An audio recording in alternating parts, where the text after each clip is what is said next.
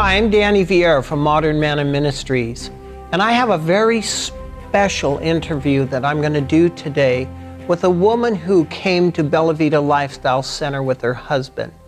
Her name is June Rick. Before she was leaving, I started to talk to her about some history in the Adventist Church that I think we all need to hear. Now, I want to read to you first from the scriptures a warning from Paul to the church. And this is in Acts chapter 20, verse 29. It says, "For I know this, that after my departure, grievous wolves will come in among you, not sparing the flock."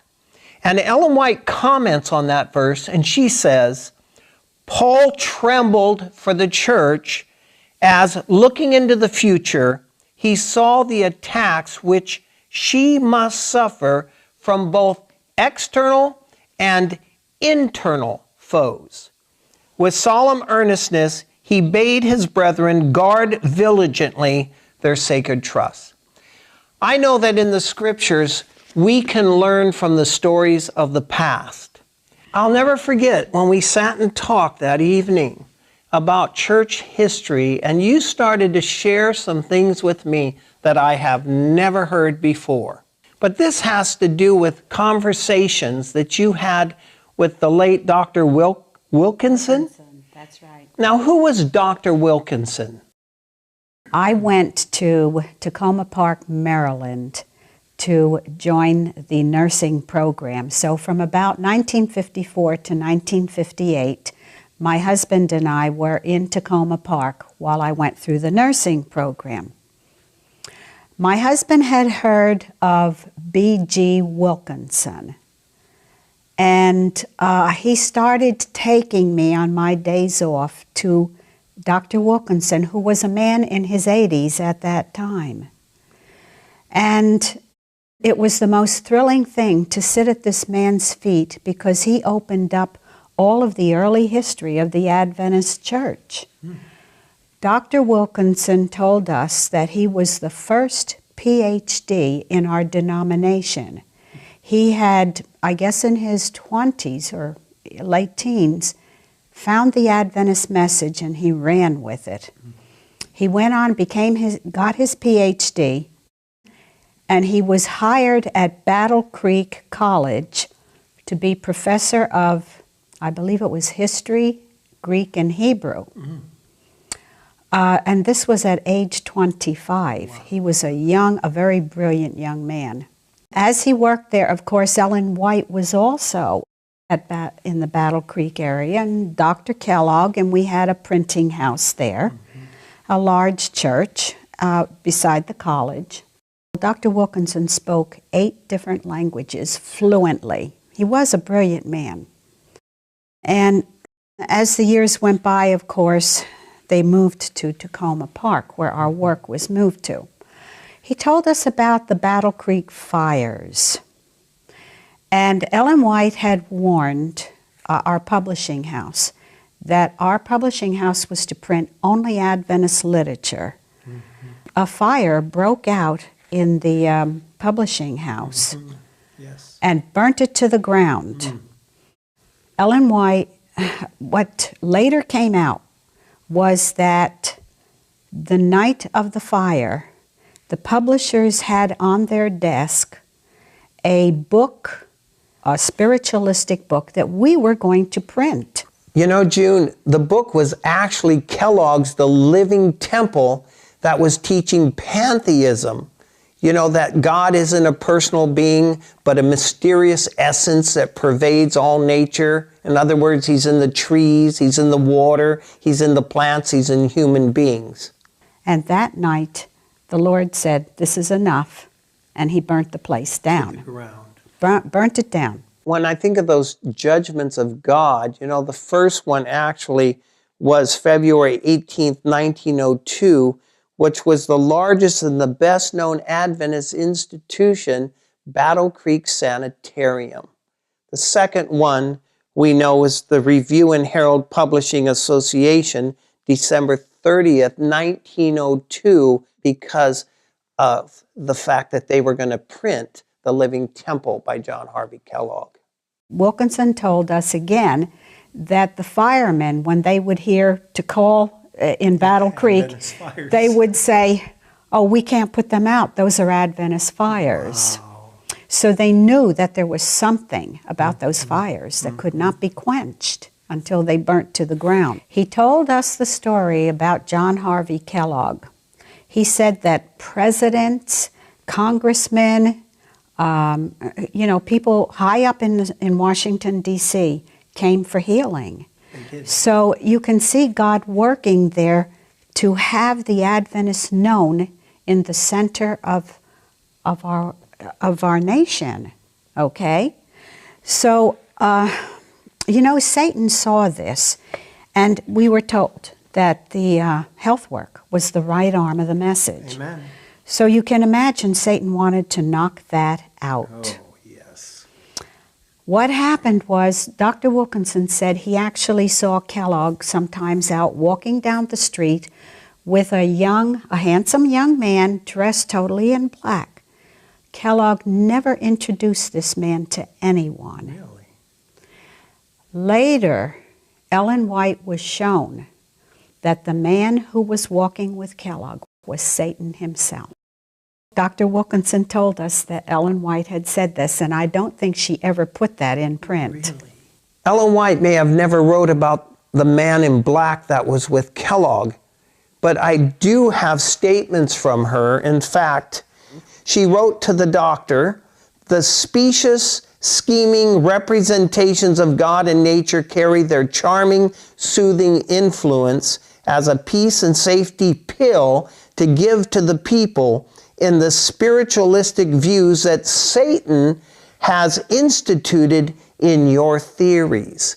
So she did confirm that it was Satan himself that was influencing these pantheistic theories. In fact, Ellen White compared the living temple to the forbidden tree, and she makes this statement in letter 224 in 1903, "Like Adam and Eve, who took the apple from the tree of the knowledge of good and evil and ate it, our own sheep and lambs are swallowing the deceptive morsels of air offered them in the pages of this book. I am instructed to warn our brethren and sisters not to discuss the nature of our God." So in two places, we can see that she confirmed that it was Satan himself, because we know that Satan was the one at the tree who deceived Adam and Eve. From the time that this young man was seen with him, Kellogg's ideas began to change, his whole theology, and he started to get a following. And though Ellen White worked with him, he never changed. He had taken this into his bosom. The Lord had to burn it all down. So this Dr. Wilkinson, how was he received by his peers in the Adventist? Well, at that time, I think everything was okay. Mm-hmm. He was brought to Tacoma Park, and he became president of our college there. He did?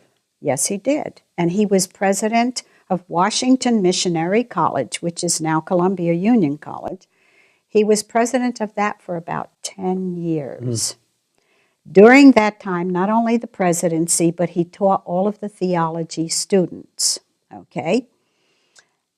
Then men from the General Conference came to him and said, "Ben, you are working too hard. We're going to relieve you of some of your duties. We will send a young man to teach your theology students, and that will take the burden off of you."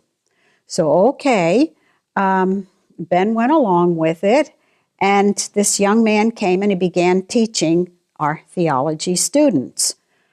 Well, it wasn't too long until some of the students who already had been taught by Wilkinson came to him and said, "Dr. Wilkinson, there's something strange here. He doesn't seem to be teaching what we have always taught and what we believe." So it was very insidious, but some of these brighter young men were picking up that there was something wrong here. Well, Dr. Wilkinson did not walk in and confront this theologian. He just simply began watching the mail. Out in the hallway was kind of a pigeonhole. There was a pigeonhole where all of the mail of all the various teachers and everything was put in. So and the pigeonholes are open, they're not closed. So Wilkinson's watching this professor's mail. And one day this manila envelope comes in, and Wilkinson sees the return address coming from Georgetown University, and Wilkinson took that manila envelope into his office. He steamed it open, and he read its contents. I believe it was the first Jesuit university in the United States. That's right, it was. This is where Bill Clinton went to school. Yes, of course he was intrigued when he saw that address. When he opened it up, he found the instructions in there as to what this man was to teach the theology students for the next few weeks or the next month. So he was evidently getting monthly instructions as to what he was to teach. He was a plant, a Jesuit plant. But what has often roused my curiosity, who were the men in the General Conference who saw to this man getting in? And I will get to that a little later. Okay.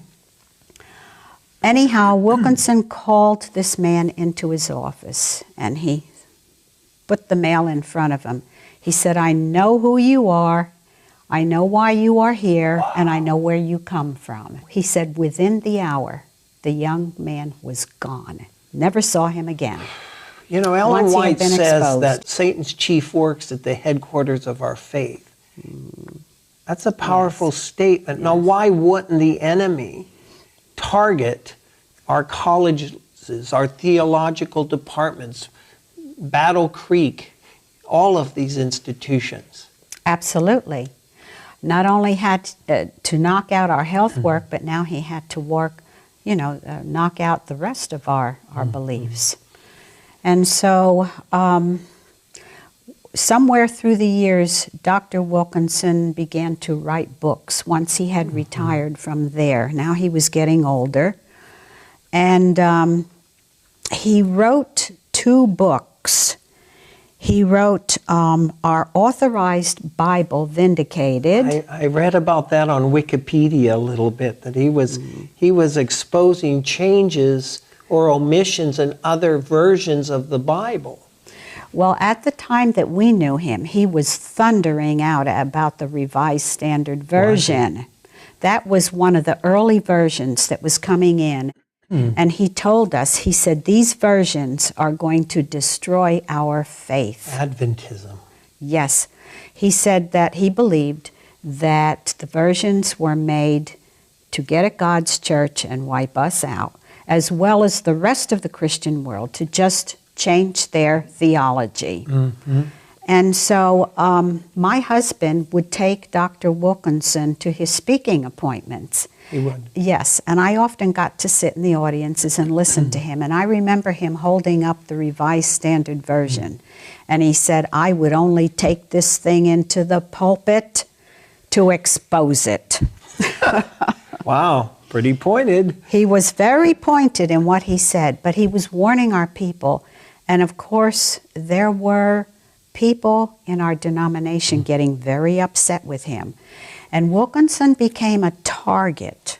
He had a close friend who came to him one night and said, Ben, they're going to put you on trial tomorrow morning over that book. They weren't even going to warn Wilkinson that he was to come before some of the leading men. They were just going to call him and say, Ben, come on down. We want to see you. And Ben would have walked into a nest of vipers, not knowing what was ahead. But God gave him the warning, and he said he stayed up all night in preparation. When he went into that meeting, he just whipped them. The Holy Spirit was with him. The Holy Spirit was with him, and they couldn't gainsay anything that he said. No matter what accusations that they hurled against him, he was able to overcome it. They were dealing with a very brilliant mind and a man full of the Holy Spirit. The other book that Dr. Wilkinson wrote was Truth Triumphant, and he told us how he went to all the libraries of Europe to gather ancient history. And the thing I found fascinating was that when he went to England, he was able to look at the original Waldensian manuscripts in their own language, and he was able to read it fluently. No interpretation. He just read the Waldensian languages, and from that, he put his books together. Really? Okay? However, Truth Triumphant was also a thorn in the side of one of our leading men in Washington, D.C. And who might that be? That was L.E. Froome, Leroy Froome, whom everybody thought revered. And Dr. Wilkinson told us that from Leroy Froome, he ordered, because Wilkinson was going to have a second edition printed, Froome called the printing house, told them to destroy the plates. You must be kidding. No. And we got more to say about Leroy Froome here in a minute, too. Yes, we do. Leroy Froome ordered those plates destroyed, and we said to Dr. Wilkinson, well, why don't you get the plates done again? And he said, I don't have the money. He was way up in his 80s then. He said, I just don't have the money. So if anyone has that book, consider it a treasure. I mean, you're looking at something that the Roman Church wanted to destroy, okay? Because it gave the true history of the early churches and the Waldensians and what they went through at the hands of Rome. Powerful. But anyhow, moving on to Leroy Froome. Yeah, this was some of the most interesting information you shared with me, because as you share this, I'll tell a little bit how God also led me to expose some of Rome's agents in our denomination. Right. Well, Leroy Froome hated Dr. Wilkinson, and he would call Dr. Wilkinson up on his birthday every year, and he would say, Ben, are you still alive? He just hated him so much he was waiting for the man to die. It's pathetic. Dr. Wilkinson told us who the early Catholic fathers were and how they destroyed, truth. And so we knew the names of these Catholic fathers. Well, in Tacoma Park, a little while later, Dr. Froome held an evangelistic series, if you can call it that, but it was Faith of Our Fathers or something like that. We went to about 2 meetings and we couldn't take it anymore. Every one of the fathers that he listed as being the forefathers of the Adventist Church or of Protestantism were all the Roman Catholic fathers that Wilkinson had told us about. So at that point, the next time I saw Dr. Wilkinson, I said, Dr. Wilkinson, is Elder Froome a Jesuit? Wow. Dr. Wilkinson wouldn't answer it, but I could see from the look on his face that there were big questions because of the way this man had fought him.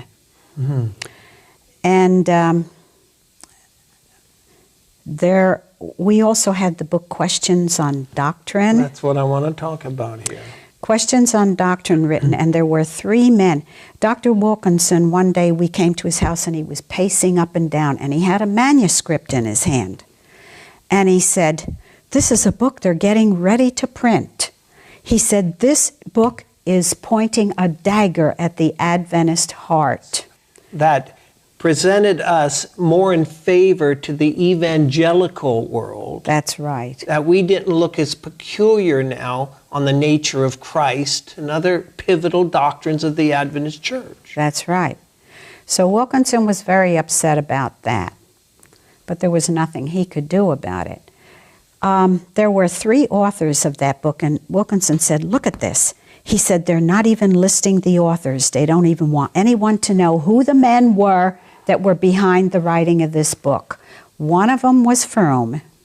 And the other 2, June, were Walter E. Reed and Roy Allen Anderson.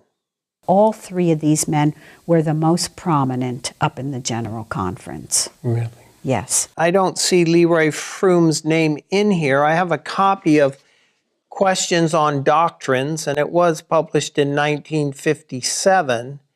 But inside the book, it says that it was prepared by a representative group of Seventh-day Adventist leaders, Bible teachers, and editors. These were the things that were going on in Tacoma Park while we were there. Wickedness in high places. Wickedness in high places. 30 years later, we were living up in Oregon at the time, and at a church potluck, we met a lady that was just there for the day. She was an Adventist lady. I don't know if she was visiting relatives or what she was doing. But in the conversation, I found out that she had lived at Tacoma Park for a while. And I found out the years and everything. And somehow in the conversation, she told us a story. And she said that she had a Catholic friend, a good Catholic friend. And one day she said to her, I want to introduce you to vegetarian diet. So she took her to the sanitarium hospital where we had a lovely, dining room. And many visitors would come in.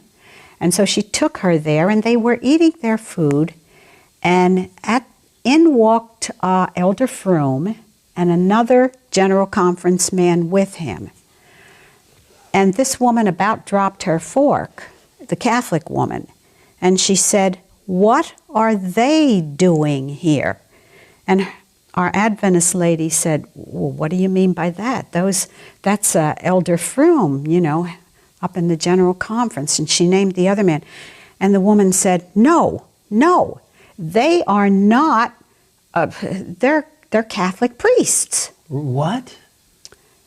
And our friend, our Adventist lady says, what do you mean? They're Adventist ministers. This woman said, no. She says, I've been at Mass when they were performing Mass. I've been in Catholic churches where these men were performing Mass. I've heard that story from another person who said that the man who was walking with Leroy Froome that day, that the woman identified they were Catholic priests, was the other author of Questions on Doctrine, Roy Allen Anderson. So this lady passed this on to me. I wish now I had gotten her name and her address. Well, I mean, think about this a minute, as you've looked at Kellogg. We've talked about a brilliant mind, a brilliant man who's written, so many books. I mean, here's one, The Art of Massage by John Harvey Kellogg. And it's sad. And there's just so many books. I just got a book on hydrotherapy, and it's huge. And colon hygiene, and all the work that he's done on physiology, anatomy, setting up, the Battle Creek sanitariums. And the devil wanted to nail the health work. He Absolutely, he had to knock it out. So you got that story where, and we can't absolutely prove it other than it came from Dr. Wilkinson's mouth, who Ellen White had told, and Wilkinson personally told you? Personally told you. We sat at his feet and just drank in Adventist history. And he would tell us all of these things that went on in the denomination. Questions on Doctrines comes out now and just caused a big uproar within Adventism, because this was softening, changing, altering our historical stance or position on theology. That's right. And it came in and it started causing a division on the nature of Christ. Yes. So they were causing turmoil within the Adventist church, getting people to question what we once taught. And then this question on doctrines, kind of to the evangelical world, we didn't look as bad anymore. And this woman recognized Leroy Froome as a Catholic priest. Yeah, she said she had been to Mass in his churches. But it makes sense, because who would be behind questions on doctrine? And what is so sad is that Leroy Froome's name to this day comes up in our writings. He's revered, he's respected. They still think of him as the greatest. And he actually wrote a book to counteract Dr. Wilkinson's book on Truth Triumphant. Yeah, on our fathers, you know. While in Tacoma Park, it seemed like just my husband and I would visit Dr. Wilkinson.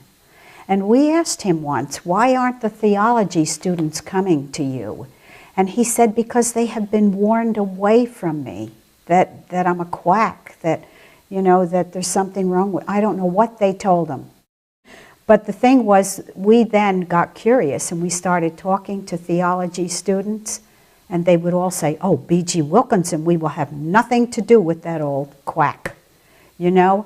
And so they made sure that our theology students were so poisoned against him that they wouldn't go near him. Isn't that something? Yes, and who are they?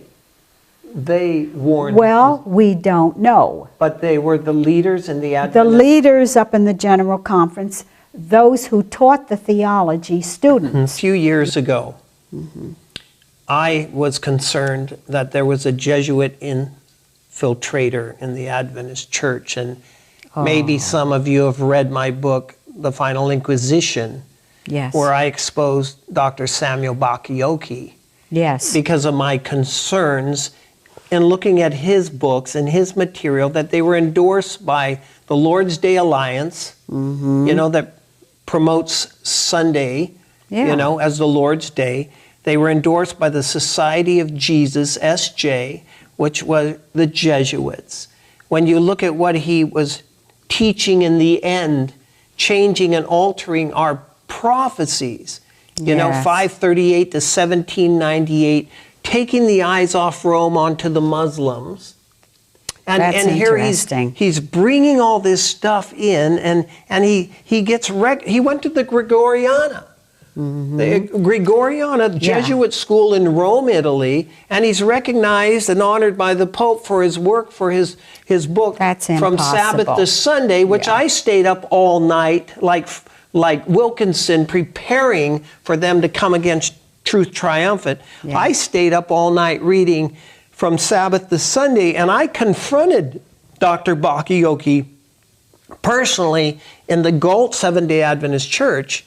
And I told him I'd been up all night from all night long reading his book From Sabbath to Sunday, and I found nowhere that when you referred to Revelation 1:10, I was in the Spirit on the Lord's Day. I don't see where you're referring to this Lord's Day as the Sabbath.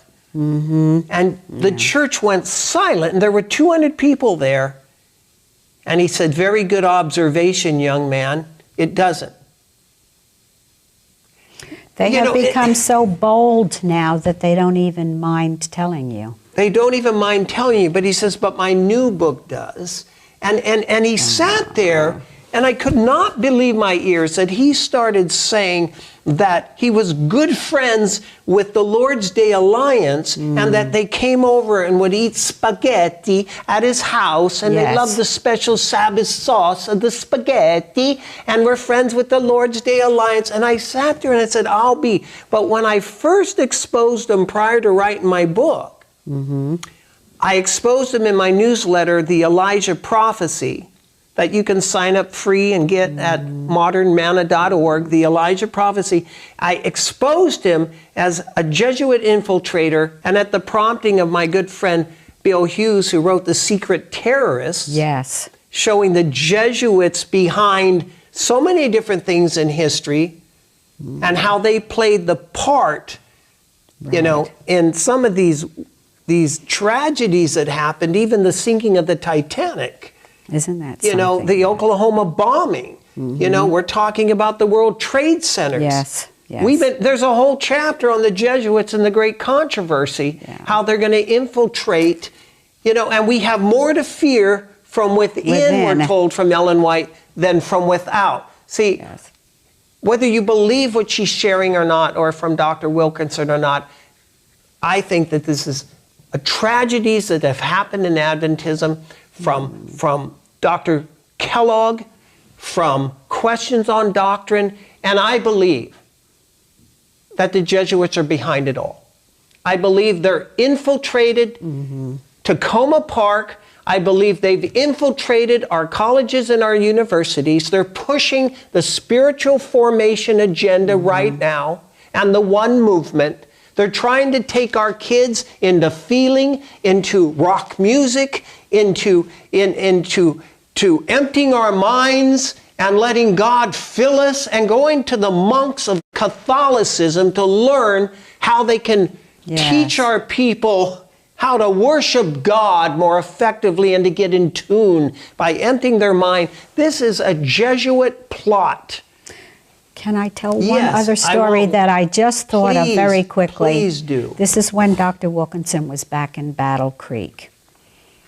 Ellen White was shown a vision in which she saw two young men who would present themselves to the college to enter the theology program. Now, this is before it happened? Before it happened.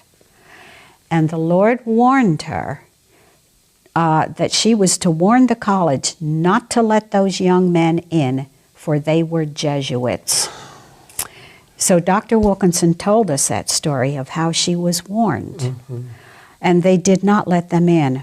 But Dr. Wilkinson told us also that she had been shown that they would keep trying to get into our denomination, but they said that they would not be able to get in until she is dead. And so they waited for Ellen White to die, and then they started infiltrating. And what are we seeing in our church today? We're seeing riddled. in our church? We're riddled with new theology, books of a new order, Jesuit priests speaking to our students, That's it. Catholic priests coming in to speak to our students, people being called forward to receive communion, as the Catholics do in the Eucharist, merging with hospitals with the Catholic Church. That's it. I'm seeing a transformation in our church, and I want to say this, that the church will appear about the fall. It won't. It will remain while the sinners in Zion are sifted out. And Ellen White says in Acts of the Apostles, page 11, that faithful souls have constituted the church of God from the beginning. God will have a triumphant church.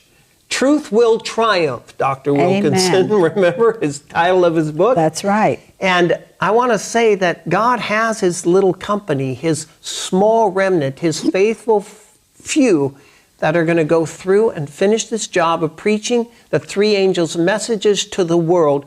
Now, Amen. June, when I asked you to sit with me, and you know I wrote the Virgin Mary book, and 3 million copies in 7 languages. I was in St. Louis when the Pope, John Paul II, met with Clinton. We gave out 60,000 Virgin Mary books at the largest indoor papal mass in history. I've had death threats, and while we're passing out these books, and while we're giving out literature exposing the beast of Revelation 13, the Adventists were apologizing through the media for the dissident groups going on. that were there standing in defense of the truth and exposing the beast, right? And the first beast that was before him. But you know, there were things that came out later. The work that you did and that others did who were also there passing out literature had its results. Thank you. Because the crowds that came out to see the Pope were not as large as they had anticipated. They weren't. And this also shows, though, that God has faithful people in Rome. There was a Roman Catholic priest that was watching some of our people give out this literature. Yeah. He walked up to them, asked for a book, he looked through it, and then he came back. He said, "Can I help you pass these out?" No. Yes. Kidding. So I hadn't heard that I one. really believe that there are children in Rome who will one day stand up for this truth when our people are falling by the wayside. Well, on our video we made of that event, there was a Catholic priest, and he was just finishing up. He's going into the work, and I handed him a book. He said he had read it. And I said, well, Yes. praise God. His name was Luke. I said, praise God. I pray that he brings those seeds to fruition and you'll be standing on the right side. Yes. Now, when I asked you to do this, you said to me, you had some reservation. Tell us why. I did. I had some reservations because through the years, I have known of people who have actually been murdered for their faith. And you know, whenever we do come into the public light, we become a target.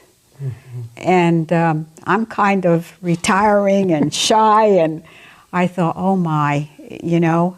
But then I realized that people needed to know some of these things. Praise God. And God is in control.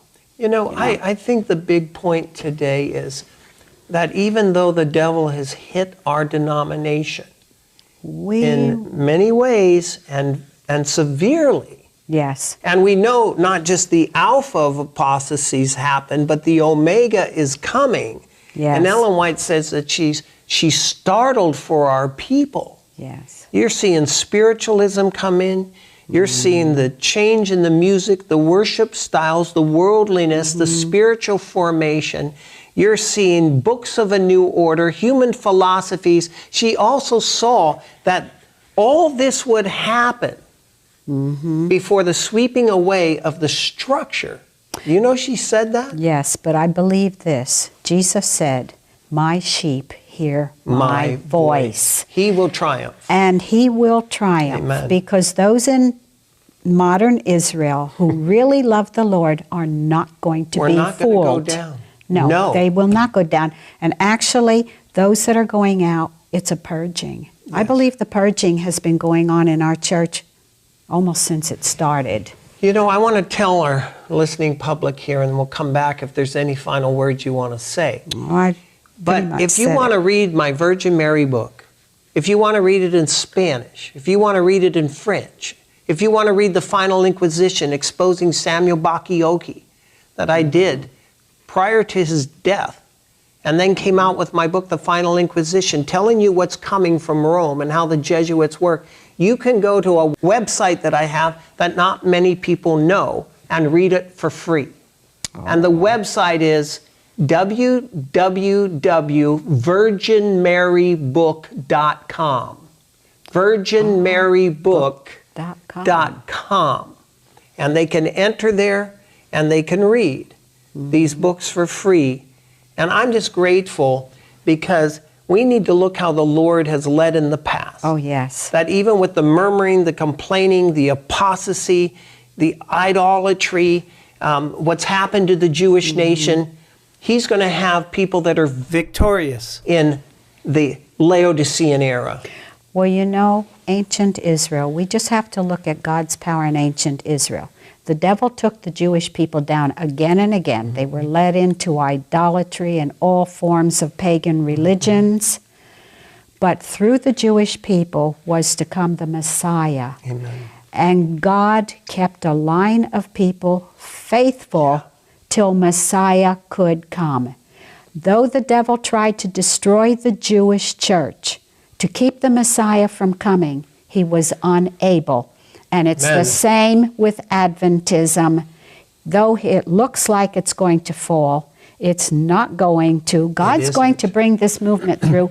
The only question is, will I go through? That's my big question. That's what we have to ask. You know, I often say this too. It's a message and a movement.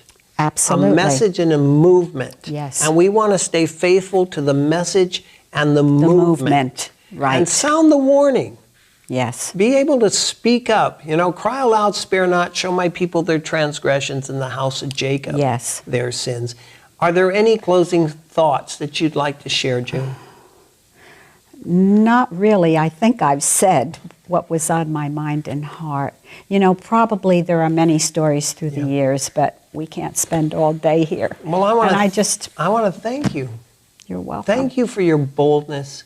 I mean, I am so thrilled to hear about this information because, I'm deeply engaged in the medical missionary work. Yes, you are. I'm learning more about the history of Kellogg and his healing techniques. Yes. And I'm also sitting here watching this apostasy in Adventism today. And even though, I'll just say that even though there may be Jesuits and Catholic priests and other plants that Rome, the Vatican, has placed and planted in the headquarters of our faith, God is going to triumph. God will have a people. The Bible says the dragon was wroth with the woman and went to make war with the remnant of her seed who keep the commandments and have the faith of Jesus. So in the end, we triumph. They won't stop it. No. You cannot stop the Lord.